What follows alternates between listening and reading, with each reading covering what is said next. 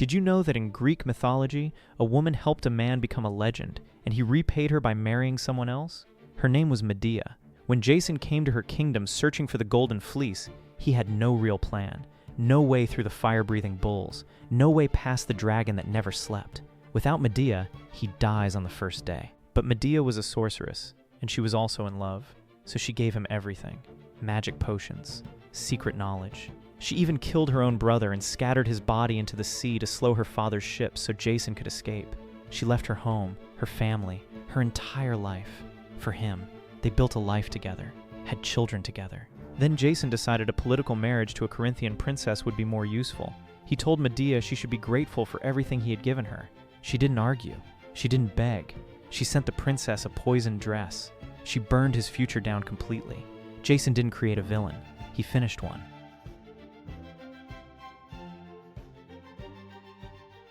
Did you know that in Greek mythology, the most feared warrior who ever lived spent years disguised as a girl? His name was Achilles. His mother Thetis knew something terrible. A prophecy told her that her son would die young at Troy, so she did the only thing a desperate mother could think of. She hid him. She brought him to the island of Skyros and dressed him among the daughters of the king, passing him off as just another girl in the palace. And it worked. For years, nobody came looking. Until Odysseus did. Odysseus was clever. He didn't search the palace or interrogate anyone. He arrived as a merchant and laid out gifts for the king's daughters. Fine jewelry, beautiful fabrics, and then, buried among them, a sword and a shield. Every girl reached for the jewelry. Achilles grabbed the weapons. It was over in 1 second. That single instinct gave him away completely. And just like that, the choice was made for him. Not by fate, not by his mother, by his own hands reaching for glory before his mind could say no. Did you know that in Greek mythology, the monster that needed an entire labyrinth to contain it only existed because a king couldn't give up a nice bull? Here's what actually happened.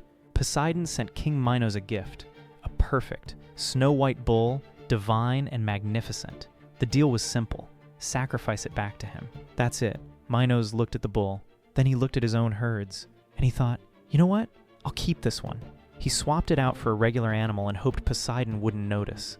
Poseidon noticed. And his revenge wasn't a flood. It wasn't a war. It was something far more personal and far more disturbing. He cursed Minos' wife, Pasiphae, to fall madly in love with the bull. The result of that curse was the Minotaur, half man, half bull. A creature so monstrous that Minos couldn't let anyone see it. So he called in the greatest architect in the world, Daedalus, and ordered him to build a prison with no exit. The labyrinth wasn't built to protect the world from the Minotaur. It was built to hide what Minos had done. Did you know that in Greek mythology, a crew of pirates once kidnapped the god of wine and every single one of them ended up as a dolphin? His name was Dionysus. He was traveling by sea, disguised as a young mortal. No armor, no lightning bolts, just a quiet guy who looked rich enough to ransom. The pirates saw easy money. They grabbed him, tied him to the mast, and set course for the nearest port. That was the last normal decision they ever made. The ropes fell off him on their own. Then vines started growing out of the deck. Wild, thick, impossible vines crawling up the sails. Wine began pouring from nowhere, flooding the ship. And then the animals appeared. Lions, bears, creatures that had no business being in the middle of the ocean. The helmsman figured it out first. He begged the crew to turn back. They didn't listen. Dionysus dropped the disguise. One by one, the pirates lost their minds and threw themselves overboard. And one by one, they surfaced as dolphins. The helmsman was the only one spared, because he was the only one who recognized a god when he saw one. Did you know that in Greek mythology, a man figured out the Trojan horse was a trap, warned everyone, and was immediately killed by the gods to stop people from listening to him? His name was Laocoon. He was a priest of Troy, and he was one of the only people thinking clearly that day. When the Greeks left a giant wooden horse on the beach, everyone else saw a gift. Laocoon saw a weapon. He grabbed a spear and drove it straight into the horse's side. He begged the Trojans not to bring it through the gates. And then the gods made their move. 2 massive sea serpents rose out of the water. They crossed the beach in full view of the entire city, and they crushed Laocoon and both of his sons to death right there in public. The Trojans watched in horror. They decided it was divine punishment for disrespecting a sacred offering, so they opened the gates. But here's the part that makes the story so dark. Laocoon was not wrong. The gods did not punish him for lying. They silenced him because he was right. Troy's destruction had already been decided. The The vote never mattered.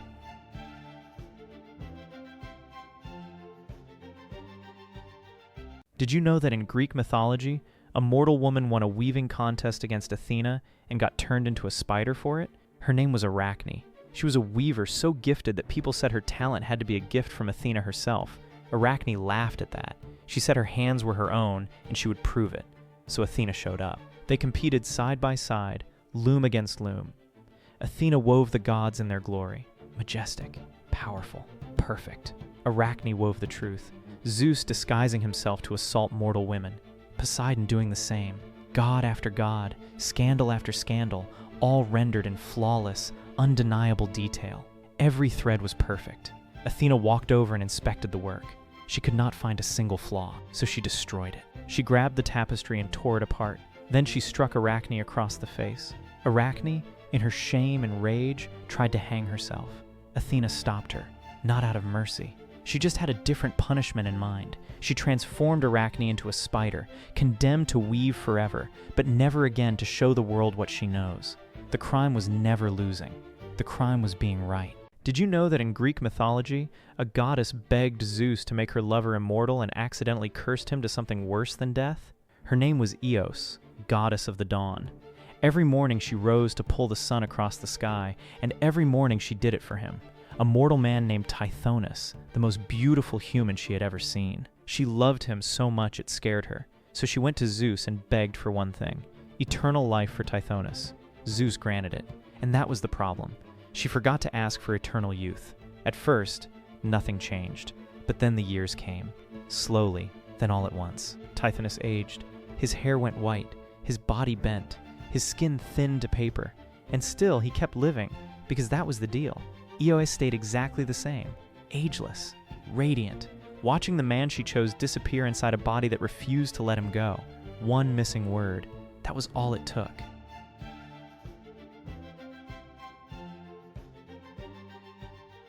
Did you know that in Greek mythology, a man cut down one tree and Demeter made him eat himself alive? His name was Erysichthon, a king who thought the gods were someone else's problem.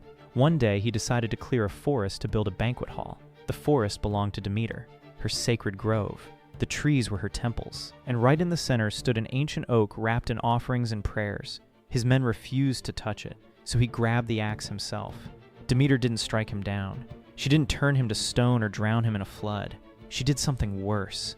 She gave him hunger, not ordinary hunger, a hunger that never stopped. He ate through every animal he owned, every field, every last coin, and when there was nothing left, he sold his own daughter into slavery just to buy one more meal. Still, it wasn't enough, so he started eating himself. And that was exactly what Demeter had planned from the moment the axe hit the tree. Not destruction from the outside, just a man handed to himself.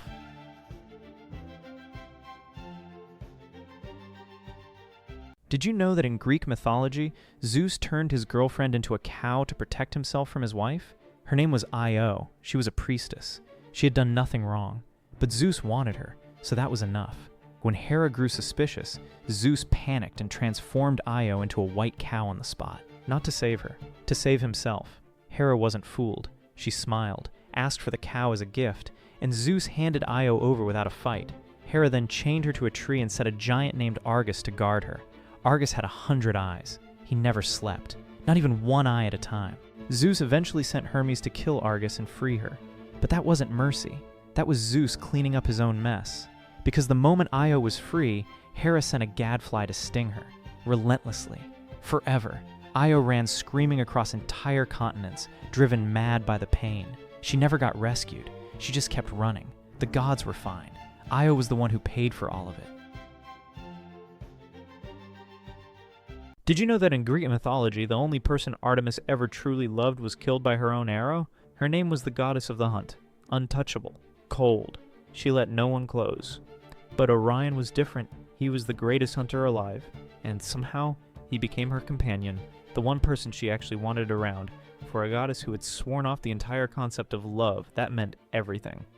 Apollo noticed, and Apollo did not approve, so he did something worse than an attack. He waited until Orion was swimming far out in the ocean, just a tiny shape moving in the waves. Then he walked up to Artemis and smiled. Bet you can't hit that.